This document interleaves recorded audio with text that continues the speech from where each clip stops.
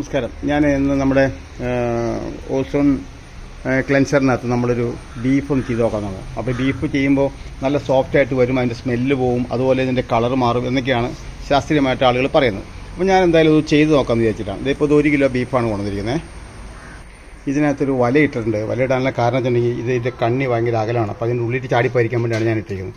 ഞാൻ ഇനി സ്റ്റാർട്ട് ചെയ്യാം.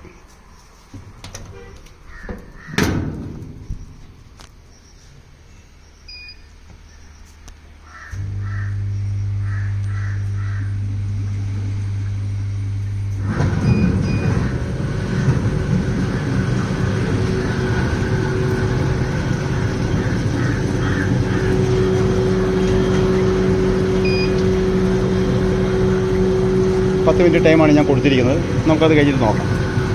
ഇതിപ്പോൾ ഞാൻ കടയിൽ നിന്ന് വാങ്ങിക്കൊണ്ടുവന്ന അതേ കണ്ടീഷൻ തന്നെയാണ്.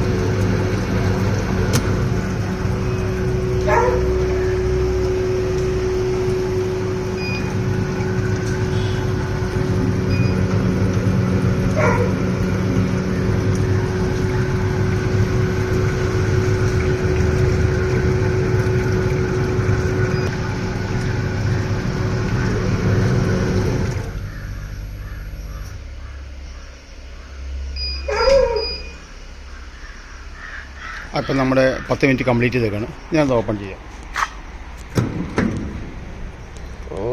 ഇതിനകത്ത് കണ്ട എന്താ സാധനം നോക്കി. ഇത് നമ്മുടെ ഇറച്ചിയിൽ നിന്നൊക്കെ സാധനമൊക്കെ കാണുന്നുണ്ടോ? ഇതാ ഇതെന്തൊക്കെയാണ് തോന്നേക്കണെന്ന് എനിക്കറിയില്ല. അതേ പക്ഷെ സംഗതി നല്ല വെടുപ്പായിട്ടുണ്ട്.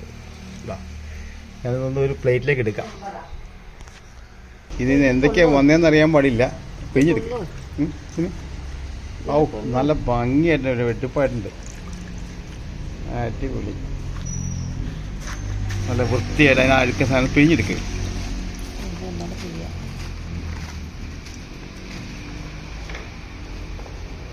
എന്താ ഞാൻ കാണാൻ എന്റെ സാധനം? ഇതെന്താ ഈ സാധനം? നെയ്യാണത്? എന്ത് സാധനമാണത്? ഭയങ്കര ഭംഗിയായിട്ടല്ലോ.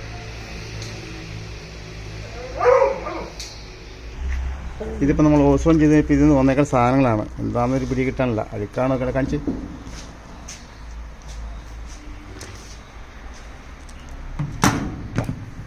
ഇത് ഞാൻ ഇതിന് തുടക്കത്തിലെ വീഡിയോ കണ്ടാൽ നിങ്ങൾക്ക് അറിയാൻ പറ്റും. ഇതിൻ്റെ വൃത്തിയുടെ കാര്യത്തിൽ ഈ പീസൊക്കെ നോക്കി അതിൻ്റെ വൃത്തി എന്താണെന്നുള്ളത് നിങ്ങൾക്ക് അറിയാൻ പറ്റും. സ്മെല്ലോട് ഇതാ, ഇതിന് ബീഫിൻ്റെ യാതൊരു സ്മെല്ലും ഇതിനകത്തില്ല. സാധാരണ നമ്മൾ ബീഫ് എടുത്തിട്ട് കഴി വെച്ചിട്ടുണ്ടെങ്കിൽ ഭയങ്കര സ്മെല്ലുള്ളല്ലേ.